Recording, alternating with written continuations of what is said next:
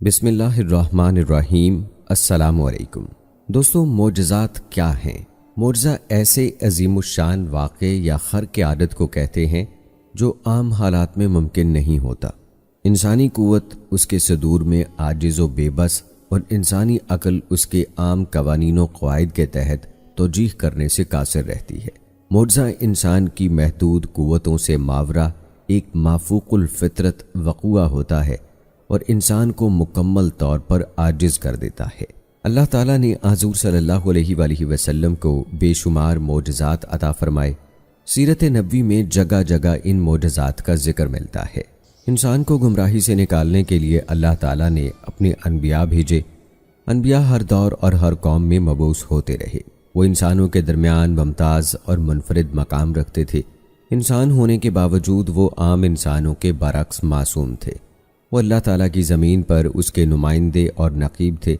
اللہ سے ان کا تعلق وحی کے ذریعے قائم رہتا تھا، اور اللہ تعالیٰ ان تک وحی کے ذریعے اپنی ہدایات اور اپنی مرضی کے پیغام مسلسل پہنچاتا رہتا تھا۔ انبیاء کا یہ سلسلہ سید الانبیاء، خیر الخلائق، سرور دو عالم حضرت محمد مصطفیٰ صلی اللہ علیہ وآلہ وسلم پر مکمل ہو گیا۔ آپ خاتم النبیین ہیں۔ آپ صلی اللہ علیہ وآلہ وسلم کے بعد کوئی نبی نہیں ہے۔ اللہ تعالیٰ جہاں اپنے نبیوں کو وحی و عصمت سے نوازتا ہے، وہاں انہیں معجزات بھی عطا کرتا ہے۔ معجزات کو آیات و براہین بھی کہا جاتا ہے۔ یہ عجیب بات ہے کہ معجزات کا مطالبہ کرنے والے معجزات کو دیکھنے کے باوجود اکثر ایمان سے محروم اور گمراہی میں مبتلا رہے، جیسا کہ اللہ تعالیٰ نے نبی کریم صلی اللہ علیہ وآلہ وسلم کے ذریعے سے کفار کو چاند کے 2 ٹکڑے ہونے کا معجزہ بھی دکھلایا، لیکن وہ پھر بھی ایمان نہ لائے۔ اسی طرح اللہ تعالیٰ نے نبی کریم صلی اللہ علیہ وآلہ وسلم کو اور بہت سارے معجزات عطا فرمائے، جن میں بے جان چیزوں کے معجزات بھی شامل تھے، درختوں کے معجزات بھی شامل تھے، حیوانوں کے معجزات بھی شامل تھے۔ حیوانوں نے بھی نبی کریم صلی اللہ علیہ وآلہ وسلم کی نبوت کا اقرار کیا۔ پہاڑوں، درختوں، غرض اس کائنات کی ہر مخلوق نے نبی کریم صلی اللہ علیہ وآلہ وسلم کے آخری نبی ہونے کا اقرار کیا، اور اللہ تعالیٰ نے یہ معجزات دکھلائے، لیکن پھر بھی ایسے بدبخت لوگ تھے جو ایمان نہ لائے۔ نبی کریم صلی اللہ علیہ وآلہ وسلم نے بہت ساری ایسی پیش گوئیاں بھی کیں کہ جو منوان پوری بھی ہوئیں، جن میں حضرت امام حسین رضی اللہ تعالیٰ عنہ کی شہادت کی پیش گوئی، حضرت علی رضی اللہ تعالیٰ عنہ کی جنگ کی پیش گوئی، اور حضرت اماں عائشہ صدیقہ رضی اللہ تعالیٰ عنہ پر کتوں کے بھونکنے کی پیش گوئی بھی شامل ہے۔ اس کے علاوہ قرب قیامت کے حوالے سے کی گئی کئی پیش گوئیاں بھی شامل ہیں۔ تو دوستو، آج کی ویڈیو میں ہم نبی کریم صلی اللہ علیہ وآلہ وسلم کے معجزات اور ان کی گئی پیش گوئیاں شامل کریں گے۔ آج کی ویڈیو انتہائی اہم ہونے والی ہے، اس کو آخر تک لازمی دیکھیے گا۔ آئیے آغاز کرتے ہیں اپنی آج کی ویڈیو کا۔ دوستو، سب سے پہلے ذکر کرتے ہیں اس درخت کے بارے میں کہ جو نبی کریم صلی اللہ علیہ وآلہ وسلم کے ساتھ معجزاتی طور پر چلتا ہوا آیا۔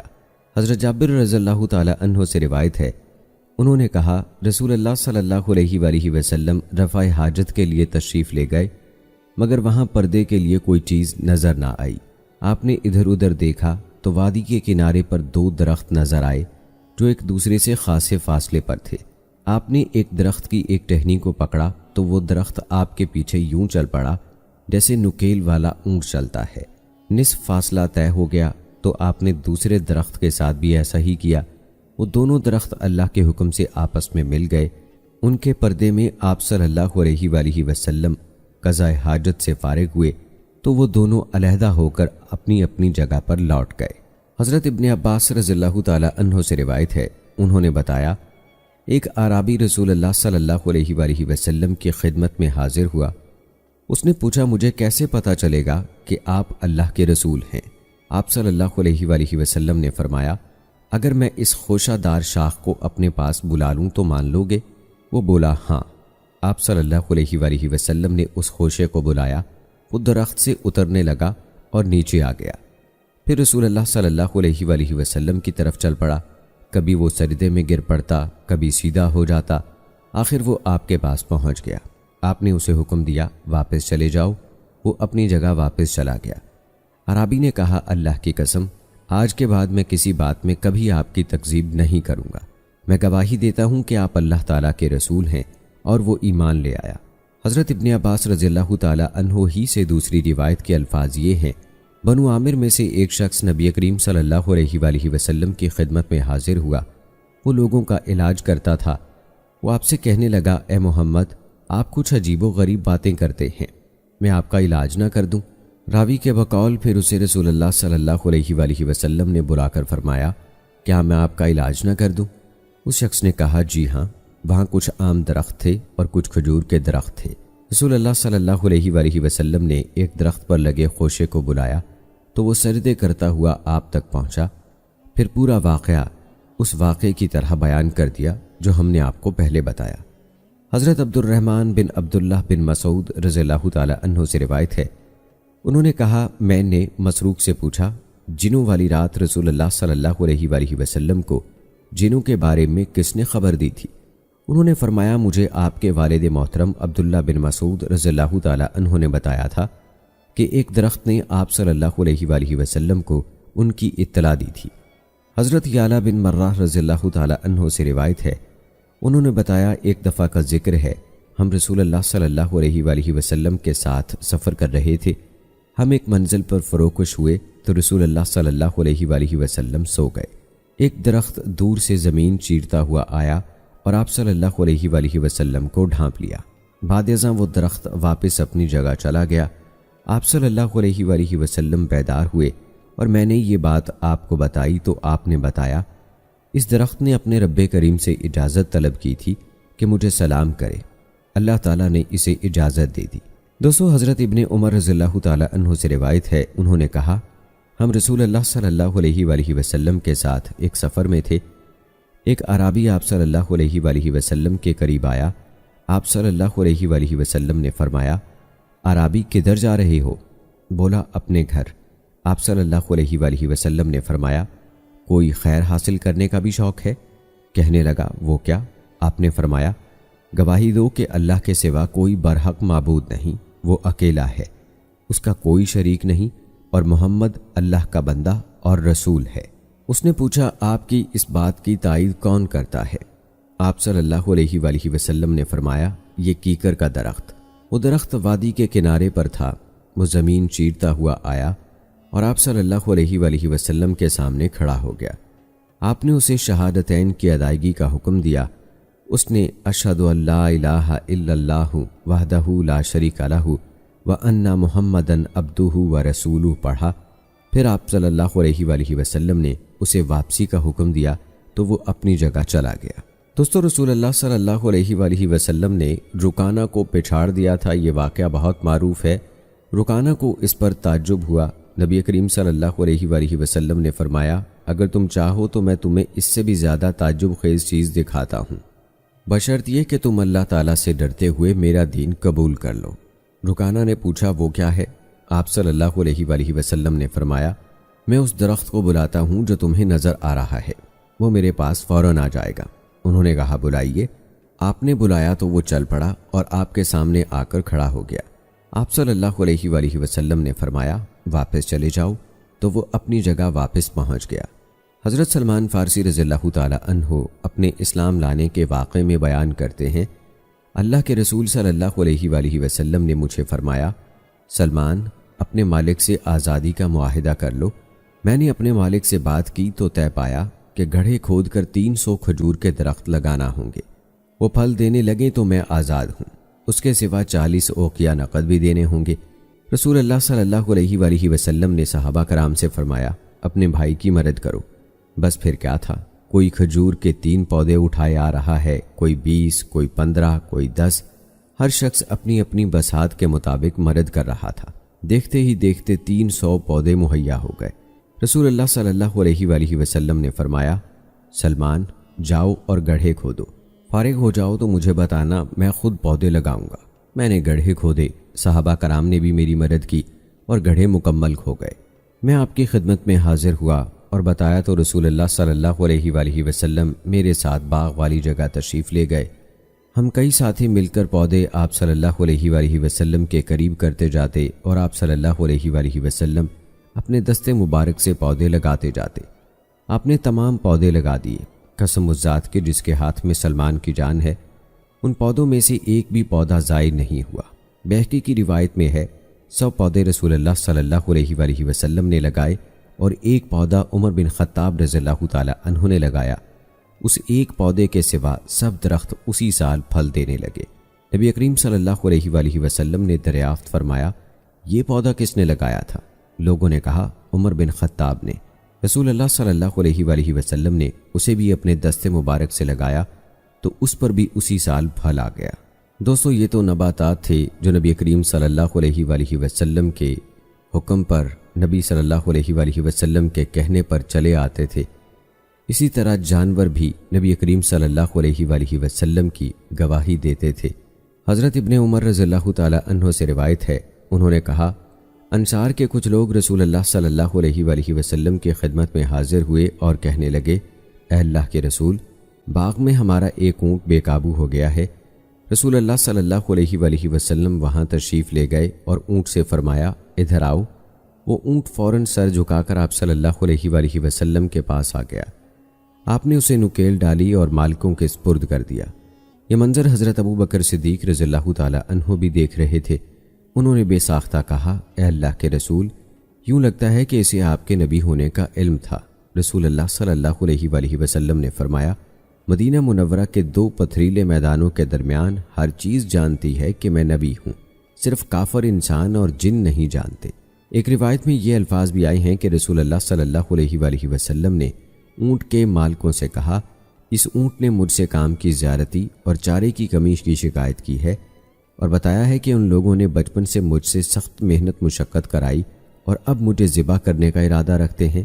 وہ بولے، جی ہاں اے اللہ کے رسول۔ ایک روایت میں ہے کہ وہ اونٹ رسول اللہ صلی اللہ علیہ وآلہ وسلم کی طرف بھاگا آیا اور آپ کے سامنے سجدے میں گر پڑا۔ صحابہ نے کہا، اے اللہ کے رسول، یہ جانور جو شعور نہیں رکھتے آپ کے سامنے سجدے کرتے ہیں، ہمارا تو زیادہ حق بنتا ہے کہ ہم آپ کو سجدہ کیا کریں۔ آپ صلی اللہ علیہ وآلہ وسلم نے فرمایا، کسی انسان کے لیے جائز نہیں کہ کسی دوسرے انسان کو سجدہ کرے۔ اگر انسان کے لیے انسان کو سجدہ کرنا جائز ہوتا تو میں عورت کو حکم دیتا کہ وہ اپنے خاوند کو سجدہ کیا کرے۔ حضرت ابو ہریرہ رضی اللہ تعالی عنہ سے روایت ہے، انہوں نے کہا، رسول اللہ صلی اللہ علیہ وآلہ وسلم ایک باغ میں گئے، وہاں ایک اونٹ آیا اور اس نے آپ صلی اللہ علیہ وآلہ وسلم کو سجدہ کیا۔ رسول اللہ صلی اللہ علیہ وآلہ وسلم ایک سفر میں ایک اونٹ کے پاس سے گزرے، اس پر پانی لادا جا رہا تھا۔ جب نبی اکرم صلی اللہ علیہ وآلہ وسلم نے اسے دیکھا تو وہ بلبلایا اور اپنی گردن جھکا دی۔ آپ نے فرمایا، یہ کام کی زیارتی اور چارے کی کمی کی شکایت کر رہا ہے۔ دوستو، حیوانات میں آپ صلی اللہ علیہ وآلہ وسلم کی برکت کا ظہور بھی اسی طرح تھا۔ غزوہ ذات الرقاع کے واقعات میں حضرت جابر رضی اللہ تعالی عنہ کے اونٹ کا واقعہ اختصار سے بیان کیا ہے۔ یہاں ہم آپ کو بتاتے ہیں، حضرت جابر رضی اللہ تعالی عنہ کہتے ہیں، میں رسول اللہ صلی اللہ علیہ وآلہ وسلم کی معیت میں محو سفر تھا۔ رسول اللہ صلی اللہ علیہ وآلہ وسلم مجھ سے آ ملے۔ میں پانی ڈھونے والے اونٹ پر سوار تھا۔ وہ بالکل تھک چکا تھا اور چلنے کا نام نہیں لیتا تھا، حتیٰ کہ سب لوگ چلے گئے۔ میں اسے داغنے لگا، مگر اس کی حالت نے مجھے تشویش میں ڈال دیا۔ ادھر سے رسول اللہ صلی اللہ علیہ وآلہ وسلم تشریف لے آئے۔ آپ صلی اللہ علیہ وآلہ وسلم سب لوگوں سے پیچھے تھے۔ مجھ سے دریافت فرمایا، تمہارے اونٹ کو کیا ہوا؟ میں نے عرض کی، بیمار ہے، سست ہے، تھک چکا ہے۔ آپ نے اس کے سینے پر کچھ پانی ڈالا، پھر اسے ہلکی سی ضرب لگائی اور دعا فرمائی۔ وہ اونٹ اچھل کر کھڑا ہو گیا، پھر فرمایا، اب اللہ کا نام لے کر سوار ہو جاؤ۔ میں نے عرض کی، میں تو اس بات پر بھی راضی ہوں کہ وہ قافلے کے ساتھ ساتھ خالی چلتا رہے اور میں پیدل چلتا رہوں۔ آپ صلی اللہ علیہ وآلہ وسلم نے فرمایا، تم سوار ہو جاؤ۔ میں سوار ہو گیا۔ قسم اس ذات کی جس کے ہاتھ میں میری جان ہے، مجھے اچھی طرح یاد ہے کہ میں اسے بڑی مشکل سے رسول اللہ صلی اللہ علیہ وآلہ وسلم سے آگے بڑھنے سے روک رہا تھا۔ میں اس سے پہلے اور بعد میں کبھی اس سے بہتر، تیز رفتار اور مطیع جانور پر سوار نہیں ہوا۔ وہ تمام اونٹوں سے بازی لے گیا اور آگے آگے چلتا رہا۔ آپ صلی اللہ علیہ وآلہ وسلم نے فرمایا، اب تیرا اونٹ کیسا ہے؟ میں نے کہا، بہت اچھا، اسے آپ کی برکت حاصل ہو گئی۔ دوستو، غزوہ تبوک میں بھی مسلمانوں کی سواریوں میں رسول اللہ صلی اللہ علیہ وآلہ وسلم کی برکت عجیب شان سے ظاہر ہوئی تھی۔ حضرت جویل اشجعی رضی اللہ تعالیٰ عنہ کی سواری پر رسول اللہ صلی اللہ علیہ وآلہ وسلم کی برکت کا واقعہ خود ان کی زبان سے سنیے۔ وہ کہتے ہیں میں ایک جنگی سفر میں انتہائی کمزور گھوڑی پر سوار تھا اور رسول اللہ صلی اللہ علیہ وآلہ وسلم کے ساتھ جا رہا تھا۔ میں سب لوگوں سے پیچھے تھا۔ رسول اللہ صلی اللہ علیہ وآلہ وسلم مجھ سے آ ملے۔ آپ نے چابک اٹھایا، گھوڑی کو ہلکی سی ضرب لگائی اور فرمایا اے اللہ اس میں برکت دے۔ پھر کیا تھا، وہ اس قدر تیز ہو گئی کہ میں سب لوگوں سے آگے جا رہا تھا۔ سچ بتاؤں میں نے اس کی نسل سے 12,000 دینار کے گھوڑے بیچے۔ حضرت ابو طلحہ رضی اللہ تعالیٰ عنہ کے گھوڑے میں رسول اللہ صلی اللہ علیہ وآلہ وسلم کی برکت کا ظہور بھی اسی طرح سے ہوا تھا۔ حضرت انس رضی اللہ تعالیٰ عنہ سے روایت ہے، کہتے ہیں ایک دفعہ اہل مدینہ کسی افواہ سے گھبرا گئے۔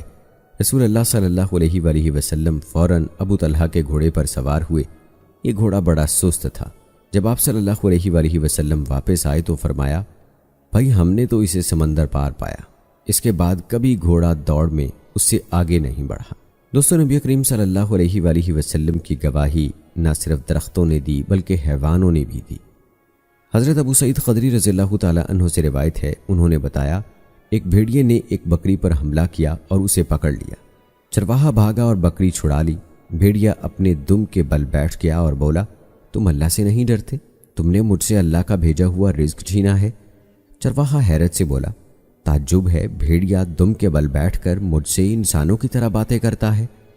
بھیڑیا بولا میں تمہیں اس سے بھی زیادہ تعجب انگیز بات نہ بتاؤں؟ یثرب میں محمد صلی اللہ علیہ وآلہ وسلم لوگوں کو گئے زمانے کی باتیں بتاتے ہیں۔ چرواہا اپنی بکریاں ہانکتا ہوا مدینہ منورہ پہنچا۔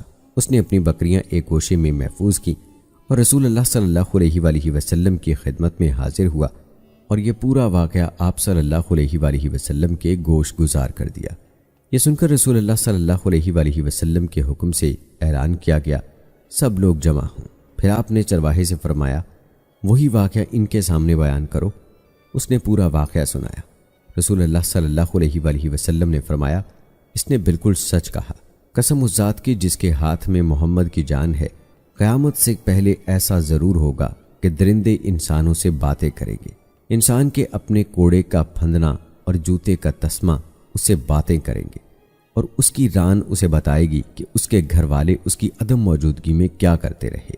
حضرت ابو ہریرہ رضی اللہ تعالیٰ عنہ کی ایک روایت ہے کہ جب بھیڑیے نے بکریوں کے چرواہے سے باتیں کرنی شروع کی تو چرواہا بولا اللہ کی قسم آج سے پہلے میں نے کبھی نہیں دیکھا کہ بھیڑیا باتیں کرتا ہو۔ بھیڑیا کہنے لگا اس سے زیادہ تعجب خیز بات یہ ہے کہ پتھریلے میدانوں کے درمیان نخلستان یعنی مدینہ میں ایک آدمی تمہیں اگلی پچھلی باتیں بتاتا ہے۔ چرواہا یہودی تھا۔ وہ نبی اکرم صلی اللہ علیہ وآلہ وسلم کے پاس حاضر ہوا اور سارا واقعہ آپ صلی اللہ علیہ وآلہ وسلم سے بیان کیا۔ نبی اکرم صلی اللہ علیہ وآلہ وسلم نے اس کی تصدیق کی تو وہ مسلمان ہو گیا۔ اسی طرح دوستو ایک واقعہ ہرنی کا ہے۔ حضرت ابو سعید خدری رضی اللہ تعالیٰ عنہ انس اور ام سلمہ رضی اللہ تعالیٰ عنہ سے روایت ہے۔ یہ الفاظ حضرت انس رضی اللہ تعالیٰ عنہ کے ہیں کہ ہم رسول اللہ صلی اللہ علیہ وآلہ وسلم کے ساتھ مدینہ منورہ کی کسی گلی میں جا رہے تھے۔ ہم ایک خیمے کے پاس سے گزرے۔ خیمے کے ساتھ ایک ہرنی بندھی ہوئی تھی۔ جب اس نے آپ صلی اللہ علیہ وآلہ وسلم کو دیکھا تو بولی اے اللہ کے رسول مجھے یہ لوگ پکڑ کر لائے ہیں۔ جنگل میں میرے 2 بچے ہیں، میرے تھنوں میں دودھ جم چکا ہے، اب یہ مجھے ذبح بھی نہیں کرتے کہ میری سوزش قلب ختم ہو، نہ مجھے چھوڑتے ہیں کہ میں واپس جنگل میں اپنے بچوں کے پاس چلی جاؤں۔ رسول اللہ صلی اللہ علیہ وآلہ وسلم نے اس سے دریافت فرمایا اگر میں تمہیں چھوڑ دوں تو کیا تم دودھ پلا کر واپس آ جاؤ گی؟ اس نے یقین دلایا جی ہاں، ورنہ اللہ تعالیٰ مجھے دردناک عذاب میں مبتلا کرے گا۔ ایک روایت میں یوں ہے کہ اس نے کہا آپ مجھے ان سے اجازت دلا دیں، میں بچوں کو دودھ پلا کر واپس آ جاؤں گی۔ آپ صلی اللہ علیہ وآلہ وسلم نے فرمایا کیا واقعی تو ایسا کرے گی؟ وہ کہنے لگی اگر میں وعدہ پورا نہ کروں تو اللہ مجھے وہ عذاب دے جو بتہ وصول کرنے والوں کے لیے مخصوص ہے۔ آپ نے فرمایا اس ہرنی کا مالک کون ہے؟ وہ بولے اے اللہ کے رسول ہم ہیں۔ آپ نے فرمایا اس ہرنی کو چھوڑ دو، یہ اپنے بچوں کو دودھ پلا کر واپس آ جائے گی۔ وہ بولے اے اللہ کے رسول کس کی ضمانت پر؟ فرمایا میری۔ انہوں نے اسے کھول دیا۔ وہ گئی اور حسب وعدہ دودھ پلا کر واپس آ گئی۔ انہوں نے اسے پھر باندھ دیا۔ رسول اللہ صلی اللہ علیہ وآلہ وسلم دوبارہ وہاں سے گزرے تو دریافت فرمایا اس ہرنی کے مالک کہاں ہیں؟ وہ کہنے لگے اے اللہ کے رسول ہم حاضر ہیں۔ آپ نے فرمایا یہ ہرنی میرے ہاتھ بیچتے ہو؟ وہ کہنے لگے اے اللہ کے رسول یہ آپ کے لیے ہے۔ آپ صلی اللہ علیہ وآلہ وسلم نے فرمایا اسے کھول دو۔ انہوں نے اسے چھوڑ دیا۔ وہ آپ کی اجازت سے چل دی۔ وہ اپنا پاؤں زمین پر مارتی اور کہتی جاتی تھی میں گواہی دیتی ہوں کہ اللہ تعالیٰ کے سوا کوئی معبود برحق نہیں اور آپ صلی اللہ علیہ وآلہ وسلم اللہ تعالیٰ کے رسول ہیں۔ حضرت زید بن ارقم رضی اللہ تعالیٰ عنہ کا کہنا ہے اللہ کی قسم میں نے اسے جنگل میں چلتے پھرتے دیکھا، وہ بار بار یہی کہہ رہی تھی لا الہ الا اللہ محمد الرسول اللہ۔ حضرت عبداللہ بن کرت رضی اللہ تعالیٰ عنہ سے روایت ہے، کہتے ہیں عید کے دن 5 یا 6 اونٹنیاں نہر کے لیے پیش کی گئیں۔ آپ صلی اللہ علیہ وآلہ وسلم نہر کرنے کے لیے آگے بڑھے تو ہر اونٹنی آپ کی طرف گردن بڑھانے لگی تاکہ آپ صلی اللہ علیہ وآلہ وسلم پہلے اسے ذبح کریں۔ حضرت عائشہ رضی اللہ تعالیٰ عنہا فرماتی ہیں رسول اللہ صلی اللہ علیہ وآلہ وسلم کے گھر والوں کے ہاں ایک پالتو جانور تھا۔ رسول اللہ صلی اللہ علیہ وآلہ وسلم گھر سے باہر تشریف لے جاتے تو وہ خوب کھیلتا، بھاگتا، دوڑتا اور ادھر ادھر پھرتا رہتا، مگر جب اسے اندازہ ہوتا کہ آپ صلی اللہ علیہ وآلہ وسلم تشریف لے آئے ہیں تو اس ڈر سے کہ اس سے آپ کو تکلیف پہنچے گی آرام سے بیٹھ جاتا اور جب تک رسول اللہ صلی اللہ علیہ وآلہ وسلم گھر میں رہتے بالکل حرکت نہ کرتا۔ اسی طرح دوستو دیگر جانوروں نے بھی آپ صلی اللہ علیہ وآلہ وسلم کی رسالت کی گواہی دی، جس میں ایک شیر کا واقعہ بھی ذکر کیا گیا ہے۔ رسول اللہ صلی اللہ علیہ وآلہ وسلم کے آزاد کردہ غلام حضرت سفینہ رضی اللہ تعالیٰ عنہ کا بیان ہے، میں ایک دفعہ بحری جہاز پر سوار ہوا، جہاز ٹوٹ گیا، میں اس کے ایک تختے پر چڑھ گیا، وہ تختہ درختوں کے ایک جھنڈ تک پہنچ گیا، وہاں ایک شیر بیٹھا تھا، مجھے دیکھ کر شیر میری طرف بڑھا، میں نے اسے اپنی طرف آتے دیکھا تو بلند آواز سے کہا ابو الحارث میں رسول اللہ صلی اللہ علیہ وآلہ وسلم کا آزاد کردہ غلام سفینہ ہوں۔ وہ محبت و احترام سے دم ہلاتا ہوا میرے پہلو سے آ لگا، جب بھی وہ کوئی آواز سنتا تو اس طرف جا کر دیکھ بھال کرتا، پھر وہ مجھے اپنے ساتھ لے کر چلا اور جنگل سے نکال کر ایک راستے پر لا کھڑا کیا، پھر کچھ دیر وہ آواز نکالتا رہا گویا مجھے الوداع کہہ رہا ہو۔ شعر کا یہ طرز عمل بتاتا ہے کہ اللہ تعالیٰ نے اسے محمد صلی اللہ علیہ وآلہ وسلم کی رسالت پر ایمان لانے کا الہام کر دیا تھا۔ دوستو حضرت ابو امامہ رضی اللہ تعالیٰ عنہ سے روایت ہے، انہوں نے بتایا کہ رسول اللہ صلی اللہ علیہ وآلہ وسلم نے ایک دفعہ اپنے چرمی موزے منگوائے، ابھی ایک موزہ پہنا تھا کہ ایک کوہ آیا اور دوسرا موزہ اٹھا کر لے گیا، کچھ دور جا کر اس نے موزہ پھینک دیا، موزے سے ایک سانپ نکل کر بھاگا۔ رسول اللہ صلی اللہ علیہ وآلہ وسلم نے فرمایا جو شخص اللہ اور یوم آخرت پر ایمان رکھتا ہے وہ موزے نہ پہنے جب تک انہیں اچھی طرح جھاڑ نہ لے۔ اس کے علاوہ بھی دوستو اور بہت سارے واقعات ہیں کہ جس میں جانوروں نے نبی کریم صلی اللہ علیہ وآلہ وسلم کی رسالت کا اقرار کیا اور جو کہ بہت ساری کتابوں میں واقعات لکھے بھی گئے ہیں، لیکن دوستو ہم نے یہاں پر مختصراً حیوانات کے واقعات اور کچھ درختوں کے واقعات آپ کے سامنے بیان کیے ہیں۔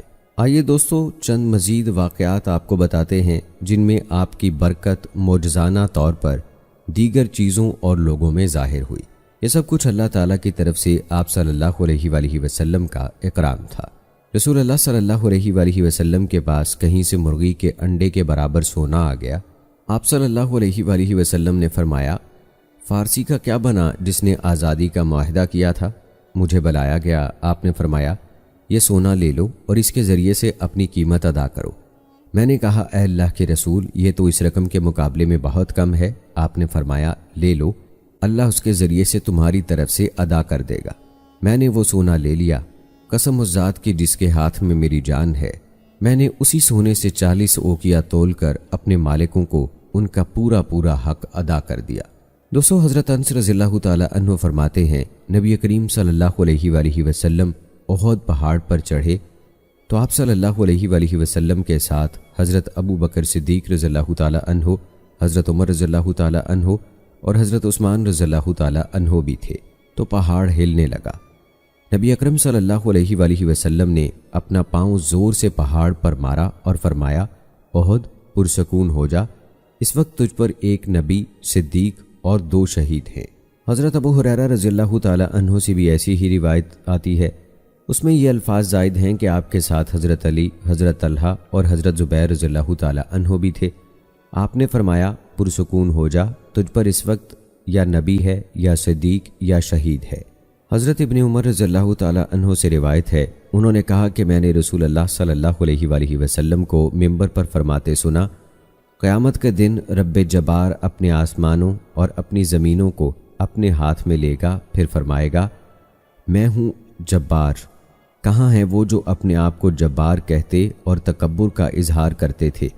یہ فرماتے ہوئے رسول اللہ صلی اللہ علیہ وآلہ وسلم دائیں بائیں اس قدر جھکے تھے کہ منبر نیچے سے حرکت کرنے لگا، حتیٰ کہ میں نے اپنے دل میں کہا کیا یہ رسول اللہ صلی اللہ علیہ وآلہ وسلم کو گرا دے گا؟ عائشہ رضی اللہ تعالی عنہا نے رسول اللہ صلی اللہ علیہ وآلہ وسلم سے اس آیت کے بارے میں پوچھا، ان لوگوں نے اللہ کی صحیح قدر نہیں کی، قیامت کے دن زمین اس کی گرفت میں ہوگی اور آسمان اس کے دائیں ہاتھ میں لپٹے ہوں گے، وہ اس سے پاک اور بہت بلند ہے جو وہ شرک کرتے ہیں۔ نبی کریم صلی اللہ علیہ وآلہ وسلم نے بتایا، اللہ تعالیٰ فرمائے گا میں ہوں جبار، اور اللہ تعالیٰ اپنی بزرگی خود بیان کرے گا۔ اس وقت رسول اللہ صلی اللہ علیہ وآلہ وسلم کا منبر اس قدر تیز حرکت کرنے لگا کہ ہمیں خدشہ ہوا کہ آپ صلی اللہ علیہ وآلہ وسلم گر جائیں گے۔ دوستو، فتح مکہ کے موقع پر رسول اللہ صلی اللہ علیہ وآلہ وسلم بتوں کی طرف محض اشارہ کرتے اور بت اوندھے منہ گر جاتے تھے، یہ معجزہ تھا۔ اسی طرح غزوہ خندق میں بھی آپ صلی اللہ علیہ وآلہ وسلم نے چٹان پر ضرب لگائی تو وہ ریزہ ریزہ ہو گئی، یہ بھی ایک معجزہ تھا۔ مکہ مکرمہ میں پتھر رسول اللہ صلی اللہ علیہ وآلہ وسلم کو سلام کہا کرتے تھے، یہ بھی اللہ تعالیٰ کا معجزہ تھا۔ رسول اللہ صلی اللہ علیہ وآلہ وسلم کے آزاد کردہ غلام سفینہ سے پوچھا گیا کہ تمہارا نام سفینہ کیوں رکھا گیا؟ وہ بولے میرا یہ نام رسول اللہ صلی اللہ علیہ وآلہ وسلم نے رکھا تھا، وجہ یہ تھی کہ ایک دفعہ آپ صلی اللہ علیہ وآلہ وسلم اور آپ کے صحابہ سفر پر نکلے، جس صحابی کو جو سامان بوجھل معلوم ہوتا وہ مجھ پر لاد دیتا۔ یہ کیفیت دیکھ کر رسول اللہ صلی اللہ علیہ وآلہ وسلم نے فرمایا اٹھاؤ اٹھاؤ، تم تو سفینہ یعنی جہاز ہو۔ آپ کے ارشاد کی برکت ہے کہ اس دن سے اگر مجھ پر 1 2 3 بلکہ 7 اونٹوں کا بھی بوجھ لاد دیا جائے تو وہ مجھے بوجھل معلوم نہیں ہوتا۔ حضرت عبداللہ بن حلال انصاری رضی اللہ تعالی عنہ سے روایت ہے کہ میرے والد محترم مجھے رسول اللہ صلی اللہ علیہ وآلہ وسلم کی خدمت میں لے گئے اور درخواست کی کہ اللہ تعالیٰ سے دعا فرمائیں تاکہ اس کے بال اگائیں۔ نبی کریم صلی اللہ علیہ وآلہ وسلم نے میرے سر پر ہاتھ پھیرا اور برکت کی دعا کی۔ وہ کہتے ہیں کہ میں نے عبداللہ بن حلال رضی اللہ تعالی عنہ کو اس وقت دیکھا جب ان کا سر اور داڑھی سفید ہو چکے تھے، بال بہت زیادہ تھے، وہ بڑھاپے کی وجہ سے مانگ نہیں نکال سکتے تھے، وہ روزانہ روزہ رکھتے اور رات کو قیام کیا کرتے تھے۔ حضرت ابو زید انصاری رضی اللہ تعالی عنہ سے روایت ہے، کہتے ہیں رسول اللہ صلی اللہ علیہ وآلہ وسلم نے میرے سر پر ہاتھ پھیرا اور فرمایا اے اللہ اسے خوبصورت بنا دے۔ یہ بزرگ 100 سال سے زائد عمر کے ہوئے، لیکن ان کی داڑھی میں ایک بال بھی سفید نہ آیا، نہایت خوش رو تھے، وفات تک ان کے چہرے پر جھریاں نہیں پڑی۔ دوستو، آپ صلی اللہ علیہ وآلہ وسلم نے غزوہ خیبر میں حضرت علی رضی اللہ تعالی عنہ کی آنکھ میں بوجہ آشوب چشم لعاب دہن لگایا تھا، جس کی برکت سے انہیں دوبارہ آنکھ کی تکلیف نہیں ہوئی۔ غزوہ احد کے دوران آپ نے حضرت ابو قتادہ رضی اللہ تعالی عنہ کی باہر نکلی ہوئی آنکھ دوبارہ پپوٹے میں رکھ دی اور اس آنکھ کی نظر دوسری آنکھ سے زیادہ اچھی ہو گئی تھی۔ سلام بن ابی الحقیق کے قتل کے واقعے میں عبداللہ بن عتیق انصاری رضی اللہ تعالی عنہ کی ٹانگ ٹوٹ گئی تھی، آپ نے اپنا دست مبارک پھیر کر ٹانگ درست کر دی تھی، تو یہ بھی اللہ تعالیٰ کی طرف سے معجزات تھے۔ غزوہ تبوک میں آپ صلی اللہ علیہ وآلہ وسلم نے مسلمانوں کی سواریوں کی پشت پر ہاتھ پھیرا تو اس کی برکت سے سواریاں تیز ہو گئی تھیں۔ غزوہ ذات الرقاع میں آپ صلی اللہ علیہ وآلہ وسلم کی برکت سے جابر رضی اللہ تعالی عنہ کا عاجز اونٹ انتہائی تیز رفتار ہو گیا تھا۔ حضرت عتبہ بن فرقد رضی اللہ تعالی عنہ سے منقول ہے کہ رسول اللہ صلی اللہ علیہ وآلہ وسلم نے اپنے ہاتھ پر کچھ پڑھ کر پھونکا، پھر اسے میری پشت اور پیٹ پر پھیر دیا۔ اس وقت میرے جسم کے بالائی حصے پر کپڑا نہیں تھا۔ آپ صلی اللہ علیہ وآلہ وسلم کے دست مبارک کے لمس سے میرے بدن میں ایسی ذنواز مہک پیدا ہو گئی جس کی کوئی نظیر نہیں تھی۔ یہ بے مثل خوشبو زندگی بھر میرے ساتھ رہی۔ حضرت محمد بن حاتب اپنی والدہ ام جمیل بنت مجلل رضی اللہ تعالی عنہا سے روایت کرتے ہیں، وہ کہتی ہیں ایک دفعہ ابلتی ہوئی ہنڈیا ان کے بیٹے محمد کے بازو پر الٹ گئی۔ میں اسے لے کر نبی کریم صلی اللہ علیہ وآلہ وسلم کی خدمت میں حاضر ہوئی۔ آپ اپنا لعاب مبارک بچے کے ہاتھ پر لگاتے اور پڑھتے جاتے، لوگوں کے رب یہ تکلیف دور کر دے، تو ہی شفا دینے والا ہے، تیرے سوا کہیں سے شفا نہیں مل سکتی، ایسی شفا عطا فرما کہ کوئی کسر باقی نہ رہے۔ وہ اپنے بیٹے محمد سے فرمایا کرتی تھیں، بیٹا رسول اللہ صلی اللہ علیہ وآلہ وسلم کی خدمت میں بیٹھے بیٹھے ہی تیرا بازو بالکل ٹھیک ہو گیا۔ حضرت جابر رضی اللہ تعالی عنہ سے روایت ہے، انہوں نے کہا رسول اللہ صلی اللہ علیہ وآلہ وسلم میری بیمار پرسی کے لیے ہمارے قبیلے بنو سلمہ میں تشریف لائے۔ میں اس وقت بے ہوشی کی حالت میں تھا۔ آپ صلی اللہ علیہ وآلہ وسلم نے پانی منگوایا، وضو فرمایا، پھر وضو والا کچھ پانی مجھ پر چھڑکا تو مجھے ہوش آ گیا۔ شامی نے اس مقام پر کچھ اور واقعات بھی بیان کیے ہیں کہ آپ کی برکت سے جنون اور بے ہوشی کا خاتمہ ہو گیا اور بہت سی بیماریاں دور ہو گئیں۔ سیدنا علی رضی اللہ تعالی عنہ کی نماز عصر کی خاطر سورج لوٹایا گیا۔ اسراء و معراج کے موقع پر قریش کا قافلہ پہنچنے تک سورج روکا گیا، لیکن دوستو آپ کو بتاتے چلیں کہ محققین نے سورج لوٹائے جانے کے واقعات کا انکار کیا ہے۔ اس حوالے سے کہا گیا ہے کہ یہ واقعات سند سے ثابت نہیں ہیں۔ بہرحال ان واقعات کو کچھ کتابوں میں ذکر ضرور کیا گیا ہے۔ دوستو پہلے ہم آپ کو بے جان اشیاء میں رسول اللہ صلی اللہ علیہ وآلہ وسلم کے معجزاتی اثرات کا ذکر کر چکے ہیں، جن میں سوکھے ہوئے تنے، بے جان پتھر، سونے، پہاڑوں، بتوں اور چٹانوں کا۔ آئیے اس قسم کے مزید واقعات بھی آپ کو بتاتے ہیں۔ حضرت ابو قتادہ بن نعمان رضی اللہ تعالی عنہ سے روایت ہے، انہوں نے بتایا میں ایک اندھیری رات میں گھر سے نکلا، خیال تھا کہ میں رسول اللہ صلی اللہ علیہ وآلہ وسلم کی خدمت میں حاضر ہو کر آپ کے ساتھ نماز با جماعت ادا کروں اور آپ صلی اللہ علیہ وآلہ وسلم کی کچھ خدمت کروں۔ ایک روایت کے الفاظ یوں ہیں، میرا خیال تھا کہ میں عشاء کی نماز رسول اللہ صلی اللہ علیہ وآلہ وسلم کے ساتھ پڑھنے کی سعادت حاصل کروں۔ میں مسجد نبوی میں داخل ہوا تو بجلی چمکی۔ رسول اللہ صلی اللہ علیہ وآلہ وسلم نے روشنی میں مجھے دیکھا تو فرمایا، ابو قتادہ ایسے موسم میں کیسے آئے؟ میں نے کہا، اے اللہ کے رسول، میرے ماں باپ آپ پر فدا، میں چاہتا تھا کہ کچھ لمحات آپ کی خدمت میں بسر کروں۔ خیر نماز سے فراغت کے بعد جب آپ صلی اللہ علیہ وآلہ وسلم اپنے گھر کو روانہ ہوئے تو آپ کے پاس ایک شاخ تھی۔ آپ نے فرمایا، یہ شاخ تھام لو، اس کے ذریعے سے اپنی حفاظت کرنا، جب تم یہ لے کر جاؤ گے تو اس سے تمہارے آگے 10 ہاتھ اور پیچھے 10 ہاتھ تک روشنی پھیل جائے گی۔ ایک روایت کے الفاظ ہیں، تمہارے گھر سے آنے کے بعد اس میں شیطان آ گیا ہے، یہ شاخ لے جاؤ، اسے مضبوطی سے پکڑے رکھنا، گھر پہنچ کر گھر کے پیچھے کھڑے ہو جانا، جب گھر میں پردوں کے اندر کھردرے پتھر جیسی کوئی چیز داخل ہو تو وہ شیطان ہوگا۔ میں گھر چل دیا، شاخ شمع کی طرح جگمگانے لگی، سارا گھر روشن ہو گیا۔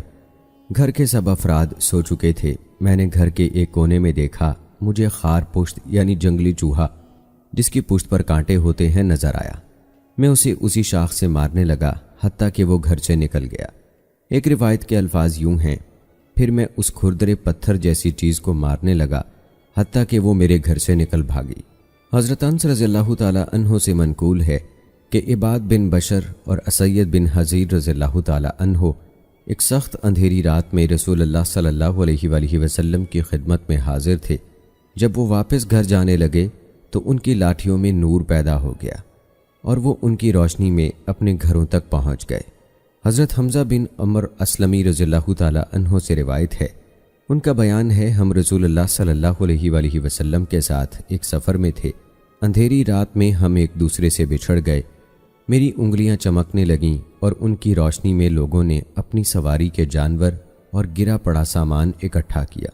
حضرت ابو ہریرہ رضی اللہ تعالی عنہ سے روایت ہے کہ حضرت حسن اور حضرت حسین رضی اللہ تعالی عنہ رسول اللہ صلی اللہ علیہ وآلہ وسلم کی کمر مبارک پر کھیل رہے تھے، جبکہ آپ صلی اللہ علیہ وآلہ وسلم نماز پڑھا رہے تھے۔ حضرت ابو ہریرہ رضی اللہ تعالی عنہ نے چاہا کہ انہیں ان کی عزت مآب والدہ کے پاس پہنچا دیں اور رسول اللہ صلی اللہ علیہ وآلہ وسلم سے اس کی اجازت چاہی۔ آپ صلی اللہ علیہ وآلہ وسلم نے فرمایا، نہیں۔ اتنے میں ایک روشنی چمکی، رسول اللہ صلی اللہ علیہ وآلہ وسلم نے فرمایا، اپنی والدہ کے پاس چلے جاؤ۔ وہ دونوں اس روشنی میں چلتے چلتے اپنے گھر داخل ہو گئے۔ دوستو آئیے اب تذکرہ کرتے ہیں غیبی امور کے متعلقہ معجزات کی۔ دوستو غزوات و سریہ کے واقعات بیان کرتے ہوئے ہم آپ کو اس قسم کے چند معجزات بتا چکے ہیں۔ مثلاً غزوہ خیبر میں زہر آلود گوشت پیش کیا گیا تو بازو کے گوشت نے رسول اللہ صلی اللہ علیہ وآلہ وسلم کو زہر کے بارے میں بتایا تھا۔ اسی طرح جب بعض لوگوں نے آپ صلی اللہ علیہ وآلہ وسلم کو دھوکے سے اچانک قتل کرنے کی کوشش کی تو آپ صلی اللہ علیہ وآلہ وسلم نے ان کا راز فاش کر دیا۔ نجاشی کی وفات کی خبر رسول اللہ صلی اللہ علیہ وآلہ وسلم نے وفات والے دن ہی دے دی تھی۔ غزوہ معطا کے کمانڈروں کی شہادت کی خبر بھی آپ نے شہادت ہی کے دن دی۔ آپ نے پیشگوئی فرمائی تھی کہ حضرت عمار ایک باغی جماعت کے ہاتھوں شہید ہوں گے۔ آئیے آپ کو مزید اسی قسم کے معجزات بتاتے ہیں کہ جن کا کسی غزوے یا سریے سے تعلق نہیں ہے۔ مثلاً ایک بکری مالکوں کی اجازت کے بغیر آپ کے لیے ذبح کر دی گئی تھی تو آپ صلی اللہ علیہ وآلہ وسلم نے یہ بات صاف صاف بتا دی۔ حضرت جابر رضی اللہ تعالی عنہ سے منقول ہے کہ ایک عورت نے رسول اللہ صلی اللہ علیہ وآلہ وسلم اور آپ کے چند صحابہ کی دعوت کی اور ان کے لیے بکری ذبح کی۔ رسول اللہ صلی اللہ علیہ وآلہ وسلم نے کھانے کی ابتدا فرمائی۔ ابھی پہلا لقمہ بھی نہیں نکلا تھا کہ آپ صلی اللہ علیہ وآلہ وسلم نے فرمایا یہ بکری اپنے مالکوں کی اجازت کے بغیر ذبح کی گئی ہے۔ اس عورت نے تسلیم کیا کہ یہ بکری میرے پڑوسی کی تھی، میں نے پکڑ کر ذبح کر دی کہ ان سے قیمت طے کر لوں گی، اس لیے اجازت کی ضرورت نہیں سمجھی۔ رسول اللہ صلی اللہ علیہ وآلہ وسلم نے یہ گوشت قیدیوں میں تقسیم کرنے کا حکم فرمایا۔ مختلف سندوں اور صحابہ کی ایک جماعت سے مروی ہے کہ لبید بن عاصم یہودی نے نبی کریم صلی اللہ علیہ وآلہ وسلم پر جادو کر دیا۔ جبرائیل امین اور میکائیل علیہ السلام نے آپ کو اس کی اس کارستانی سے خبردار کر دیا، بلکہ پوری تفصیل بھی بتائی کہ جادو کنگھی کے گرے ہوئے بالوں اور نر کھجور کے مغز میں ہے اور یہ چیزیں زروان کنویں میں چھپائی گئی ہیں۔ رسول اللہ صلی اللہ علیہ وآلہ وسلم وہاں تشریف لے گئے اور فرمایا ٹھیک یہی کنواں مجھے خواب میں دکھلایا گیا تھا، اس کے درخت تو شیطانوں کے سروں کی طرح ہیں اور پانی ایسا جیسے مہندی والا پانی ہوتا ہے۔ پھر آپ صلی اللہ علیہ وآلہ وسلم کے حکم پر جادو والی سب چیزیں نکالی گئیں۔ حضرت عروہ بن ابی الجعد اسدی رضی اللہ تعالی عنہ کا بیان ہے، آئینہ بن حسن نے رسول اکرم صلی اللہ علیہ وآلہ وسلم سے اجازت طلب کی کہ میں طائف والوں کے پاس جا کر انہیں راہ راست پر لانے کی کوشش کرتا ہوں، شاید انہیں ہدایت نصیب ہو جائے۔ آپ صلی اللہ علیہ وآلہ وسلم نے اجازت عطا فرمائی۔ وہ ان کے پاس جا کر انہیں قلعہ بند رہنے کا مشورہ دینے لگا اور کہنے لگا کہ تم ہرگز صلح نہ کرنا ورنہ تم محمد کے غلام بن جاؤ گے۔ جب وہ واپس آیا تو رسول اللہ صلی اللہ علیہ وآلہ وسلم نے اس سے پوچھا کیا کر آئے ہو؟ وہ کہنے لگا میں نے انہیں اسلام قبول کرنے کی دعوت دی تھی مگر وہ نہیں مانے۔ نبی اکرم صلی اللہ علیہ وآلہ وسلم نے اس کی تردید فرمائی اور جتایا کہ تم انہیں الٹ مشورہ دے کر آئے ہو۔ حضرت کعب بن مالک رضی اللہ تعالی عنہ، عمر بن عاص رضی اللہ تعالی عنہ، ابو ذر اور ام سلمہ رضی اللہ تعالی عنہ سے روایت ہے کہ رسول اللہ صلی اللہ علیہ وآلہ وسلم نے فرمایا جب مصر فتح ہو تو قبطیوں سے اچھا سلوک کرنا، انہیں اللہ اور اس کے رسول صلی اللہ علیہ وآلہ وسلم کی پناہ حاصل ہے اور تمہارے ساتھ ان کی رشتہ داری ہے۔ آپ کے بیٹے ابراہیم کی والدہ حضرت ماریہ قبطیہ رضی اللہ تعالی عنہا انہی میں سے ہیں۔ ایک روایت کے الفاظ یوں ہیں، اللہ تعالیٰ تمہارے لیے مصر فتح فرمائے گا، قبطیوں سے اچھا سلوک کرنا کیونکہ تمہاری ان سے رشتہ داری بھی ہے اور وہ تمہارے ذمی بھی ہیں۔ ایک اور روایت میں ہے یقیناً تم مصر فتح کرو گے، اس زمین میں قرات کا سکہ عام چلتا ہے، مصر والوں کے ساتھ حسن سلوک سے پیش آنا، وہ تمہارے ذمی بھی ہوں گے اور رشتہ دار بھی۔ حضرت ام ورقہ بنت نوفل رضی اللہ تعالی عنہا خود بیان فرماتی ہیں، رسول اللہ صلی اللہ علیہ وآلہ وسلم غزوہ بدر کے لیے روانہ ہونے لگے تو میں نے عرض کی اے اللہ کے رسول مجھے بھی اپنے ساتھ جانے کی اجازت دیجیے، میں بیماروں اور زخمیوں کی تیمارداری کروں گی، شاید اللہ تعالیٰ مجھے بھی شہادت نصیب فرمائے۔ آپ صلی اللہ علیہ وآلہ وسلم نے فرمایا گھر ہی میں رہو، اللہ تعالیٰ تمہیں شہادت نصیب فرمائے گا، اس لیے انہیں زندگی ہی میں شہیدہ کہا جاتا تھا۔ پھر ہوا یوں کہ انہوں نے اپنے ایک غلام اور لونڈی کے بارے میں اعلان کر دیا کہ میری موت کے بعد یہ آزاد ہوں گے۔ ان دونوں نے فوری آزادی کی خواہش میں رات کے وقت ان کے منہ میں انہی کی چادر ٹھونس کر انہیں شہید کر دیا اور فرار ہو گئے۔ صبح پتہ چلا تو حضرت عمر رضی اللہ تعالیٰ عنہ نے اعلان فرمایا، جس شخص کو غلام اور لونڈی کے بارے میں کوئی علم ہو یا جس نے انہیں دیکھا ہو انہیں لا کر پیش کرے۔ آخر انہیں پکڑ لیا گیا اور سولی پر لٹکا دیا گیا۔ مدینہ منورہ میں سولی دینے کا یہ پہلا واقعہ تھا۔ بہقی کی روایت میں ہے کہ عمر رضی اللہ تعالیٰ عنہ فرمایا کرتے تھے، رسول اللہ صلی اللہ علیہ وآلہ وسلم کا فرمان یقیناً سچ ہے، آؤ ہم شہیدہ کی زیارت کرائیں۔ ورقہ رضی اللہ تعالیٰ عنہا نے قرآن مجید حفظ کیا ہوا تھا۔ رسول اللہ صلی اللہ علیہ وآلہ وسلم نے انہیں یہ اجازت بھی دے رکھی تھی کہ اپنے گھر میں اذان اور عورتوں کی جماعت کا اہتمام کیا کریں۔ دوستو، اسی طرح نبی کریم صلی اللہ علیہ وآلہ وسلم نے المومنین زینب بنت خزیمہ رضی اللہ تعالیٰ عنہا کی وفات کی خبر بھی دی تھی۔ حضرت عائشہ رضی اللہ تعالیٰ عنہا بیان فرماتی ہیں کہ رسول اللہ صلی اللہ علیہ وآلہ وسلم نے فرمایا، تم میں سب سے پہلے وہ بیوی فوت ہوگی جس کے ہاتھ لمبے ہیں۔ چنانچہ ازواج مطہرات اپنے ہاتھ ناپا کرتی تھیں کہ کس کے ہاتھ لمبے ہیں۔ سودا رضی اللہ تعالیٰ عنہا کے ہاتھ لمبے تھے، مگر پہلے حضرت زینب رضی اللہ تعالیٰ عنہا فوت ہو گئیں۔ پھر سمجھ میں آیا کہ حضرت زینب رضی اللہ تعالیٰ عنہا ہی کے ہاتھ لمبے تھے، کیونکہ وہ اپنے ہاتھوں سے محنت کر کے صدقہ بہت زیادہ کیا کرتی تھیں، اس لیے سب سے پہلے وہی آپ صلی اللہ علیہ وآلہ وسلم سے جا ملی۔ اور دوستو، آئیے اب تذکرہ کرتے ہیں حضرت امام حسین رضی اللہ تعالیٰ عنہ کی شہادت کی پیشگوئی کے حوالے سے۔ حضرت علی رضی اللہ تعالیٰ عنہ شط العراق میں تھے کہ انہوں نے بتایا، میں ایک دن نبی کریم صلی اللہ علیہ وآلہ وسلم کی خدمت میں حاضر ہوا۔ آپ صلی اللہ علیہ وآلہ وسلم کی آنکھوں سے آنسو بہہ رہے تھے۔ میں نے عرض کی، اے اللہ کے رسول، کیا کسی نے آپ کو تکلیف پہنچائی ہے؟ کیا وجہ ہے آپ کی آنکھوں سے آنسو بہہ رہے ہیں؟ فرمایا، ایسی کوئی بات نہیں، بلکہ جبرائیل علیہ السلام ابھی میرے پاس سے اٹھ کر گئے ہیں۔ انہوں نے مجھے بتایا ہے کہ حسین فرات کے کنارے شہید ہوگا۔ حضرت علی رضی اللہ تعالیٰ عنہ فرماتے ہیں، پھر آپ صلی اللہ علیہ وآلہ وسلم نے مجھ سے فرمایا، کیا میں تمہیں اس مٹی سے حسین کی بو نہ سونگھاؤں؟ میں نے کہا، جی ہاں۔ پھر آپ صلی اللہ علیہ وآلہ وسلم نے زمین سے ایک مٹھی بھری اور مجھے دے دی۔ جب میں نے اس میں سے یعنی حسین کی بو محسوس کی تو میں اپنے اوپر قابو نہ رکھ سکا اور میری آنکھوں سے بے اختیار آنسو بہہ نکلے۔ نبی کریم صلی اللہ علیہ وآلہ وسلم کی ایک اور پیشن گوئی حضرت حسن رضی اللہ تعالیٰ عنہ کے بارے میں تھی۔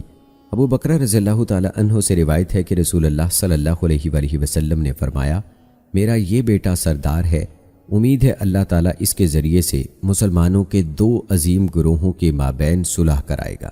اور دوستو، ایک اور بہت ہی اہم ترین پیشن گوئی جو نبی کریم صلی اللہ علیہ وآلہ وسلم کی من ون پوری ہوئی ہے۔ رسول اللہ صلی اللہ علیہ وآلہ وسلم نے پیش گوئی فرمائی کہ مساجد میں ضرورت سے زیادہ تزئین و آرائش ہوگی اور اس پر فخر کیا جائے گا۔ حضرت انس رضی اللہ تعالیٰ عنہ سے منقول ہے کہ رسول اللہ صلی اللہ علیہ وآلہ وسلم نے فرمایا، جس قوم میں بھی بدعملی پھیلی وہ اپنی مسجدوں کو مزین و منقش کرنا شروع کر دے گی۔ حضرت ابن عباس رضی اللہ تعالیٰ عنہ کا کہنا ہے، تم اپنی مساجد کی تزئین و آرائش کرو گے جیسے یہود و نصارہ اپنی عبادت گاہوں کو مزین کیا۔ آج ہمارے زمانے میں یہی کچھ ہو رہا ہے اور ہم اپنی مساجد کی تزئین و آرائش کرتے ہیں، انہیں سجاتے ہیں، انہیں خوبصورت بناتے ہیں اور اس پر فخر کرتے ہیں، اور حتیٰ کہ یہاں تک اس کی مقابلے بازی بھی ہوتی ہے۔ اور اسی طرح گھروں کو منقش کرنے کی پیشین گوئی بھی نبی کریم صلی اللہ علیہ وآلہ وسلم نے کی ہے، جیسا کہ ہمارے آج کل زمانے میں ہو رہا ہے۔ حضرت علی رضی اللہ تعالیٰ عنہ سے منقول ہے کہ رسول اللہ صلی اللہ علیہ وآلہ وسلم نے فرمایا، ایک وقت ایسا آئے گا کہ تمہارے پاس فالتو چادریں ہوں گی، تم صبح ایک جوڑا پہنو گے، شام کو دوسرا پہنو گے، اپنے گھروں میں پردے لٹکاؤ گے جس طرح کعبہ کو غلاف پہنائے جاتے ہیں، تم اس دن کے مقابلے میں آج بہتر ہو۔ اسی طرح دوستو، حضرت حذیفہ رضی اللہ تعالیٰ عنہ نے بتایا، ہر شخص کے بارے میں فتنے میں مبتلا ہونے کا خدشہ ہے سوائے محمد بن مسلمہ کے، کیونکہ ان کے متعلق میں نے رسول اللہ صلی اللہ علیہ وآلہ وسلم کو فرماتے سنا، تمہیں کوئی فتنہ نقصان نہیں پہنچا سکے گا۔ حضرت ثعلبہ بن صبیہ نے کہا، ہم مدینہ منورہ آئے، وہاں ایک خیمہ لگا ہوا تھا، اس میں محمد بن مسلمہ انصاری رضی اللہ تعالیٰ عنہ تھے۔ میں نے ان سے خیمہ لگانے کا سبب پوچھا تو انہوں نے جواب دیا، جب تک مسلمانوں کی جماعت فتنے سے پاک نہیں ہو جاتی اس وقت تک میں مسلمانوں کے کسی شہر میں قیام نہیں کروں گا۔ دوستو، نبی کریم صلی اللہ علیہ وآلہ وسلم کی ایک اور پیشین گوئی جو کہ من و ان پوری ہوئی وہ حضرت علی رضی اللہ تعالیٰ عنہ کی جنگ کی پیش گوئی اور حضرت علی رضی اللہ تعالیٰ عنہ کی شہادت کی ہے۔ ابو حرب بن ابی اسود دولی کا بیان ہے، جب زبیر رضی اللہ تعالیٰ عنہ اور حضرت علی رضی اللہ تعالیٰ عنہ سے جنگ کے لیے روانہ ہوئے تو میرے سامنے علی نے ان سے فرمایا، میں تمہیں اللہ کا واسطہ دے کر پوچھتا ہوں، کیا تم نے رسول اللہ صلی اللہ علیہ وآلہ وسلم کو یہ فرماتے نہیں سنا تھا، زبیر تم علی سے لڑائی کرو گے تو اس وقت زیادتی تمہاری ہوگی؟ زبیر نے جواب دیا، مجھے یاد نہیں، تاہم اس کے باوجود زبیر رضی اللہ تعالیٰ عنہ میدان سے واپس چلے گئے۔ عمار رضی اللہ تعالیٰ عنہ کی حدیث میں ہے، رسول اللہ صلی اللہ علیہ وآلہ وسلم نے غزوات ذات العشیرہ میں انہیں اور علی رضی اللہ تعالیٰ عنہ کو مخاطب کر کے فرمایا، کیا میں تمہیں بتاؤں کہ انسانوں میں سب سے زیادہ بدبخت 2 شخص کون ہیں؟ ہم نے کہا، اے اللہ کے رسول ضرور بتائیے۔ فرمایا، ایک تو سمود کا وہ سرخ آدمی جس نے ناقۃ اللہ کو زخمی کیا تھا، اور اے علی دوسرا وہ شخص جو تمہارے سر پر تلوار کی ضرب لگائے گا اور تمہاری داڑھی خون سے رنگین ہو جائے گی۔ اور اسی طرح دوستو حضرت عائشہ صدیقہ رضی اللہ تعالی عنہا پر کتوں کے بھونکنے کی پیش گوئی بھی نبی کریم صلی اللہ علیہ وآلہ وسلم نے فرمائی تھی۔ قیس بن ابی حازم سے روایت ہے، انہوں نے کہا، عائشہ رضی اللہ تعالی عنہا بنو عامر کے علاقے میں گئیں تو وہاں کے کتے بھونکنے لگے۔ پوچھا، یہ کون سا چشمہ ہے؟ لوگوں نے کہا، حواب۔ انہوں نے فرمایا، میرا خیال ہے مجھے واپس چلنا چاہیے۔ حضرت زبیر رضی اللہ تعالی عنہ بولے، نہیں، بلکہ آپ کو چلتے رہنا چاہیے، ممکن ہے لوگ آپ کو دیکھ کر صلح کی طرف مائل ہو جائیں۔ حضرت عائشہ رضی اللہ تعالی عنہا نے فرمایا، نہیں، میں سمجھتی ہوں مجھے واپس جانا چاہیے، کیونکہ میں نے رسول اللہ صلی اللہ علیہ وآلہ وسلم کو فرماتے سنا، تم میں سے اس بیوی کا کیا حال ہوگا جس پر حواب کے کتے بھونکیں گے۔ سہیل بن عمر کو جنگ بدر میں مسلمانوں نے قید کر لیا، ان کا نچلا ہونٹ پھٹا ہوا تھا۔ حضرت عمر رضی اللہ تعالی عنہ نے رسول اللہ صلی اللہ علیہ وآلہ وسلم سے عرض کی، اے اللہ کے رسول، اس کے سامنے والے نچلے 2 دانت نکلوا دیجئے تاکہ جب یہ کلام کرے تو ہوا کے زور سے اس کی زبان باہر نکل آئے، اس طرح یہ کبھی آپ کے خلاف تقریر نہیں کر سکے گا۔ رسول اللہ صلی اللہ علیہ وآلہ وسلم نے فرمایا، میں مسئلہ نہیں کروں گا، ورنہ اللہ تعالیٰ میرا مسئلہ بھی کر سکتا ہے اگرچہ میں نبی ہوں۔ مورخ ابن اسحاق لکھتے ہیں، مجھے یہ بات پہنچی ہے کہ رسول اللہ صلی اللہ علیہ وآلہ وسلم نے حضرت عمر رضی اللہ تعالی عنہ سے یہ بھی فرمایا تھا، بہت ممکن ہے یہ کسی موقع پر ایسی تقریر کرے جسے آپ ہرگز برا نہیں کہیں گے۔ امام حاکم نے بھی اسی جیسی روایت بیان کی ہے، مگر اس کے الفاظ یہ ہیں کہ آپ نے حضرت عمر رضی اللہ تعالی عنہ سے فرمایا، رہنے دیجئے، شاید کسی دن یہ تقریر کر کے آپ کو خوش کر دے۔ سفیان کا کہنا ہے، جب نبی کریم صلی اللہ علیہ وآلہ وسلم وفات پا گئے اور مکہ والوں میں ارتداد کے کچھ اثرات محسوس ہوئے تو یہی سہیل بن عمر کعبہ کے پاس آ کھڑے ہوئے اور گویا ہوئے، لوگو سن لو، جس شخص کے معبود محمد صلی اللہ علیہ وآلہ وسلم تھے تو وہ یقیناً فوت ہو گئے، اور اللہ تعالی ہمیشہ کے لیے زندہ ہے، کبھی فوت نہیں ہوگا۔ یہ حدیث ابن سعد نے اپنی سند سے روایت کی ہے جو عدی بن حمرہ خزائی تک پہنچتی ہے۔ عدی بن حمرہ نے کہا، رسول اللہ صلی اللہ علیہ وآلہ وسلم کی وفات کی خبر مکہ مکرمہ پہنچی تو میں نے دیکھا کہ سہیل بن عمر رضی اللہ تعالی عنہ نے ہمیں مکہ میں وہی خطبہ دیا جو ابو بکر رضی اللہ تعالی عنہ نے مدینہ منورہ میں دیا تھا۔ گویا انہوں نے ابو بکر صدیق رضی اللہ تعالی عنہ کا خطبہ سن رکھا تھا۔ جب عمر رضی اللہ تعالی عنہ کو اس خطبے کی خبر پہنچی تو انہوں نے کہا، میں گواہی دیتا ہوں کہ محمد صلی اللہ علیہ وآلہ وسلم اللہ کے رسول ہیں، اور وہ جو کچھ لے کر آئے وہ حق ہے۔ یہی وہ تقریر ہے جس کی طرف آپ صلی اللہ علیہ وآلہ وسلم نے ان الفاظ میں اشارہ فرمایا تھا، امید ہے یہ ایسے مقام کو پہنچے گا کہ تم اسے کبھی ناپسند نہیں کرو گے۔ اس کے علاوہ بھی دوستو بہت سارے ایسے دلائل ہیں کہ رسول اللہ صلی اللہ علیہ وآلہ وسلم نے غیبی امور کی خبریں دی تھیں۔ مثلاً ارینہ قبیلے کے لوگوں کے غدر کی خبر بھی آپ صلی اللہ علیہ وآلہ وسلم نے دی تھی، جن کے پیچھے آپ نے کرز بن جابر فہری رضی اللہ تعالی عنہ کو بھیجا تھا۔ اور دوستو آئیے ویڈیو کے آخر میں اب ذکر کرتے ہیں رسول اللہ صلی اللہ علیہ وآلہ وسلم کی دعا اور بد دعا کا۔ سعد بن ابی وقاص رضی اللہ تعالی عنہ کے حق میں نبی کریم صلی اللہ علیہ وآلہ وسلم نے دعا فرمائی تھی۔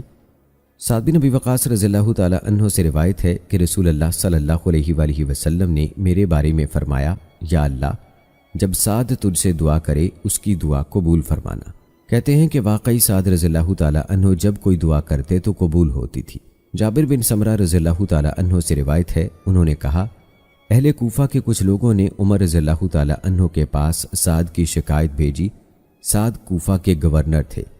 عمر رضی اللہ تعالی عنہ نے ان کے ساتھ تحقیقاتی کمیشن کوفہ بھیج دیا۔ کمیشن کوفہ کی تمام مساجد میں گیا، ہر مسجد میں ان کی تعریف ہی کی گئی۔ جب کمیشن بنو ابز کی مسجد میں پہنچا تو ابو سعدہ نامی ایک شخص کہنے لگا، تم نے ہم سے اللہ کے نام پر پوچھا ہے تو سن لو، سعد تقسیم میں انصاف نہیں کرتا، لشکر کے ساتھ خود نہیں جاتا اور فیصلے میں انصاف نہیں کرتا۔ سعد رضی اللہ تعالی عنہ نے کہا، اے اللہ اگر یہ شخص جھوٹا ہے اور ریاکاری اور دکھلاوے کے لیے کھڑا ہوا ہے تو اس کی عمر لمبی کر دے، اس کے فقر میں اضافہ کر اور اسے فتنوں کا نشانہ بنا۔ راوی ابن عمیر کہتے ہیں میں نے اسے بعد میں دیکھا، وہ اس قدر بوڑھا ہو گیا تھا کہ اس کے ابرو کے بال اس کی آنکھوں پر آ پڑے تھے، وہ بہت فقیر ہو گیا۔ راستوں میں نوجوان لڑکیوں کے سامنے آتا اور انہیں چھیڑتا۔ وہ خود کہا کرتا تھا، بہت بوڑھا ہو گیا ہوں، فتنے میں پڑا ہوں، مجھے سعد کی بد دعا لگی ہے۔ حضرت انس رضی اللہ تعالی عنہ نے کہا، میری والدہ نے کہا، اے اللہ کے رسول، انس آپ کا خادم ہے، اس کے لیے اللہ سے دعا کریں۔ آپ صلی اللہ علیہ وآلہ وسلم نے فرمایا، اے اللہ اس کی اولاد اور اس کا مال بڑھا اور جو کچھ تو اسے عطا کرے اس میں برکت دے۔ انس رضی اللہ تعالی عنہ کا کہنا ہے، اللہ کی قسم میرا مال بہت زیادہ ہے، کسی کو اتنی خوشحالی نصیب نہ ہوئی ہوگی۔ آج میری اولاد اور اولاد کی اولاد 100 سے زیادہ ہے، جبکہ میں آج تک اپنی 100 اولادیں دفنا چکا ہوں جن میں کوئی ناقص بچہ نہ تھا۔ اس تعداد میں میری اولاد کی اولاد شامل نہیں۔ اس کے علاوہ بھی دوستو بہت سارے ایسے واقعات ہیں، مثلا اس نوجوان کے لیے دعا جس نے آپ سے زنا کی اجازت مانگی تھی۔ محلم بن جسامہ کے بارے میں آپ کی دعا قبول ہوئی۔ اس آدمی پر بد دعا جس نے دائیں ہاتھ سے کھانے سے انکار کر دیا تھا۔ اسی طرح ایک مرتد کا انجام، ایک شخص مر گیا جس پر رسول اللہ صلی اللہ علیہ وآلہ وسلم ناراض تھے، زمین نے اس کی لاش قبول نہ کی۔ انس رضی اللہ تعالی عنہ نے کہا، ایک آدمی رسول اللہ صلی اللہ علیہ وآلہ وسلم کی خدمت میں آ کر وہی لکھا کرتا تھا۔ آپ صلی اللہ علیہ وآلہ وسلم اسے علیمن حکیمہ لکھاتے تو وہ کہتا، میں سمیعن بصیرہ لکھوں گا۔ آپ صلی اللہ علیہ وآلہ وسلم کہتے، جیسے چاہو لکھو۔ آپ صلی اللہ علیہ وآلہ وسلم سمیعن بصیرہ لکھاتے تو وہ علیمن حکیمہ لکھ دیتا۔ بعد ازاں وہ مرتد ہو گیا اور مشرکین سے جا ملا۔ اس نے کہا، میں محمد کو اچھی طرح جانتا ہوں، میں اپنی مرضی سے لکھا کرتا تھا، پھر وہ مر گیا۔ رسول اللہ صلی اللہ علیہ وآلہ وسلم نے فرمایا، زمین اس کی لاش قبول نہیں کرے گی۔ جب اسے دفن کیا گیا تو زمین نے اس کی لاش اگل دی۔ یہ آدمی دراصل عیسائی تھا۔ اس کی قوم کے لوگ جب بھی اسے دفن کرتے لاش قبر سے باہر پڑی ہوئی ہوتی۔ پہلے تو انہوں نے کہا یہ محمد صلی اللہ علیہ وآلہ وسلم اور اس کے ساتھیوں کا کام ہے۔ انہوں نے ہمارے آدمی کی لاش قبر سے نکال پھینکی کیونکہ اس نے ان کا دین چھوڑ دیا تھا۔ آخر کار انہوں نے حسب قدرت خوب گہری قبر کھودی، لیکن لاش پھر باہر آ پڑی۔ جب بار بار ایسا ہی ہوا تو وہ سمجھ گئے کہ یہ کسی انسان کا کام نہیں، چنانچہ انہوں نے اس کی لاش دفن کیے بغیر پھینک دی۔ دوستو صحیح بخاری میں سیدنا عبداللہ بن مسعود رضی اللہ تعالی عنہ سے روایت ہے، جب قریش مکہ نے رسول اکرم صلی اللہ علیہ وآلہ وسلم کے ساتھ ہٹ دھرمی کا مظاہرہ کیا تو آپ صلی اللہ علیہ وآلہ وسلم نے ان کے خلاف ایسے قحط کی بد دعا کی جیسا یوسف علیہ السلام کے دور میں ہوا تھا۔ ان پر ایسا قحط پڑا اور اس قدر بھوک کا غلبہ ہوا کہ انہیں مردار، ہڈیاں اور چمڑے کھانے پڑے۔ آدمی آسمان کی طرف دیکھتا تو نکاہت کے سبب اسے دھواں دھواں نظر آتا۔ اللہ تعالیٰ نے یہ آیت نازل فرمائی، انتظار کر اس دن کا جب آسمان ایک واضح دھواں لے کر آئے گا، وہ لوگوں کو ڈھانپ لے گا، یہ دردناک عذاب ہے۔ ابو سفیان رسول اللہ صلی اللہ علیہ وآلہ وسلم کے پاس آیا اور درخواست کی، اے اللہ کے رسول، مضر کے لیے بارش کی دعا کریں، وہ ہلاک ہو رہے ہیں۔ آپ نے فرمایا، مضر کے لیے؟ تم بڑے تیز ہو۔ پھر آپ نے بارش کی دعا کر دی، چنانچہ خوب بارش ہوئی۔ پھر یہ آیت اتری جس کا ترجمہ ہے تم پھر وہی شرک کرنے والے ہو۔ واقعی جب وہ خوشحال ہوئے تو دوبارہ جاہلیت پر کمر بستہ ہو گئے۔ چنانچہ اللہ تعالیٰ نے یہ آیت اتاری جس کا ترجمہ ہے جس دن ہم سخت گرفت کریں گے بلا شبہ ہم بدلہ لینے والے ہیں۔ عبداللہ بن مسعود رضی اللہ تعالیٰ عنہ کا کہنا ہے اس دن سے بدر کا دن مراد ہے۔ بدر کے دن جو کچھ ہوا وہ آپ بخوبی جان چکے ہیں۔ آئیے دوستو اب تذکرہ کرتے ہیں قتل کے خفیہ حملوں سے رسول اللہ صلی اللہ علیہ وآلہ وسلم کی حفاظت کا۔ اس قسم کے معجزات بہت ہیں جن کی تعداد تقریباً 30 تک پہنچتی ہے۔ بیشتر معجزات کا ذکر غزوات اور سرایات کی تفصیلات اور مکی زندگی کے حالات میں ہو چکا ہے۔ مثلاً اللہ تعالیٰ نے آپ صلی اللہ علیہ وآلہ وسلم کو مذاق کرنے والوں سے محفوظ رکھا جنہوں نے مکہ میں آپ کو اذیتیں دی۔ ابو جہل نے پتھر سے آپ صلی اللہ علیہ وآلہ وسلم کا سر کچلنے کا ارادہ کیا جبکہ آپ صلی اللہ علیہ وآلہ وسلم نماز پڑھ رہے تھے۔ اللہ تعالیٰ نے آپ کو محفوظ رکھا۔ ابو لہب کی بیوی ام جمیل اورا بنت حرب بن امیہ نے 2 پتھروں سے جو اس کے ہاتھ میں تھے آپ صلی اللہ علیہ وآلہ وسلم کو شدید زخمی کرنے کا ارادہ کیا، مگر اللہ تعالیٰ نے آپ صلی اللہ علیہ وآلہ وسلم کو اس کے شر سے بچائے رکھا۔ بنو مخزوم کے کچھ لوگوں نے آپ صلی اللہ علیہ وآلہ وسلم کو دھوکے سے قتل کرنے کا منصوبہ بنایا، مگر اللہ تعالیٰ نے آپ صلی اللہ علیہ وآلہ وسلم کو بچا لیا۔ اللہ تعالیٰ نے داسور بن حارث غطفانی کے حملے سے آپ صلی اللہ علیہ وآلہ وسلم کو بچا لیا۔ اللہ تعالیٰ نے غورث بن حارث محاربی کے حملے سے آپ صلی اللہ علیہ وآلہ وسلم کو بچایا۔ اللہ تعالیٰ نے نضر بن حارث کی سازش قتل سے آپ صلی اللہ علیہ وآلہ وسلم کو محفوظ رکھا۔ ہجرت کے سفر میں آپ صلی اللہ علیہ وآلہ وسلم سراقہ بن مالک بن جاشم مدلجی کے حملے سے محفوظ رہے۔ اللہ تعالیٰ نے بنو نذیر کے یہودیوں کی سازش سے آپ کو بچایا جب آپ صلی اللہ علیہ وآلہ وسلم کلابیوں کی دیت کے متعلق ان کے پاس تشریف لے گئے تھے۔ بنو نذیر کے یہودیوں نے قتل کرنے کے لیے آپ صلی اللہ علیہ وآلہ وسلم کو اغوا کرنے کا منصوبہ بنایا، مگر اللہ تعالیٰ نے آپ کی حفاظت فرمائی۔ اربد بن قیس بن جز اور عامر بن طفیل نے آپ صلی اللہ علیہ وآلہ وسلم کو دھوکے سے قتل کرنے کی سازش کی۔ اللہ تعالیٰ نے آپ صلی اللہ علیہ وآلہ وسلم کو بچایا۔ شیبہ بن عثمان نے غزوہ حنین میں آپ کو دھوکے سے قتل کرنے کی سازش کی، مگر اللہ تعالیٰ نے آپ کو بچا لیا، تب شیبہ مسلمان نہیں تھے۔ غزوہ تبوک سے واپسی کے سفر میں منافقین نے آپ صلی اللہ علیہ وآلہ وسلم کو قتل کرنے کی سازش کی، مگر اللہ تعالیٰ نے آپ کو محفوظ رکھا۔ ہجرت کے وقت مشرکین نے دارالندوہ میں آپ صلی اللہ علیہ وآلہ وسلم کو قتل کرنے کی تمام تفصیلات طے کر لی تھیں اور گھیرا بھی ڈال لیا تھا، مگر آپ بفضل ربانی ان کے نرغے سے صاف نکل گئے۔ جب آپ صلی اللہ علیہ وآلہ وسلم اپنے چچا ابو طالب کے ساتھ تجارتی سفر پر گئے تو روم کے عیسائی قتل کرنے کی نیت سے آپ صلی اللہ علیہ وآلہ وسلم کو تلاش کرتے پھر رہے تھے، مگر اللہ تعالیٰ نے آپ کو بچائے رکھا۔ عقبہ بن ابی معیط نے قتل کی نیت سے آپ صلی اللہ علیہ وآلہ وسلم کا گلا گھونٹ دیا تھا، مگر اللہ تعالیٰ نے آپ کی زندگی محفوظ رکھی۔ کفار قریش کی ایک جماعت نے آپ صلی اللہ علیہ وآلہ وسلم کے قتل کا باہمی معاہدہ بھی کر لیا تھا، وہ آپ کا بال بھی بیکا نہ کر سکے۔ فاطمہ رضی اللہ تعالی عنہا نے آپ کو ان کی اس سازش کی اطلاع کر دی تھی۔ صفوان بن امیہ نے نبی کریم صلی اللہ علیہ وآلہ وسلم کو دھوکے سے قتل کرنے کے لیے عمیر بن وہب کو بھیجا، مگر اللہ تعالیٰ نے آپ کو محفوظ رکھا۔ خیبر کی فتح کے موقع پر زینب بنت حارث یہودیہ نے آپ صلی اللہ علیہ وآلہ وسلم کے کھانے میں زہر ملا دیا، مگر اللہ تعالیٰ نے آپ صلی اللہ علیہ وآلہ وسلم کو آگاہ کر دیا۔ ابو سفیان نے قبول اسلام سے پہلے ایک ماہر اجرتی قاتل عربی کو آپ صلی اللہ علیہ وآلہ وسلم کے قتل کی مہم پر بھیجا، مگر آپ صلی اللہ علیہ وآلہ وسلم محفوظ رہے۔ احد کے دن مشرکین کے لشکر نے آپ صلی اللہ علیہ وآلہ وسلم کو قتل کرنے کے لیے ایڑی چوٹی کا زور لگا دیا۔ ابی بن خلف نے تو براہ راست حملہ کیا، مگر اللہ تعالیٰ نے آپ کو بچائے رکھا۔ دوستو، مکی زندگی کے کچھ واقعات جن کا ذکر غزوات میں نہیں ہوا وہ بھی آپ کو بتاتے ہیں۔ ابن ہشام نے محمد بن اسحاق کی سیرت پر اپنے اضافات میں تعلیقاً بیان کیا ہے کہ فتح مکہ کے دن نبی کریم صلی اللہ علیہ وآلہ وسلم کے پاس فضالہ بن عمیر لیثی کا گزر ہوا۔ اس نے آپ کو قتل کرنے کا پکا ارادہ کر رکھا تھا۔ رسول اللہ صلی اللہ علیہ وآلہ وسلم نے اس سے فرمایا، تم دل میں کیا منصوبے بنا رہے تھے؟ وہ کہنے لگا کچھ بھی نہیں، میں تو اللہ تعالیٰ کا ذکر کر رہا تھا۔ رسول اکرم صلی اللہ علیہ وآلہ وسلم ہنس پڑے اور فرمایا میں اللہ سے تمہارے لیے مغفرت طلب کرتا ہوں۔ پھر آپ نے اس کے سینے پر ہاتھ رکھا۔ فضالہ کہا کرتے تھے اللہ کی قسم ابھی آپ نے میرے سینے سے اپنا دست مبارک ہٹایا بھی نہیں تھا کہ آپ مجھے روئے زمین پر سب سے زیادہ محبوب لگنے لگے۔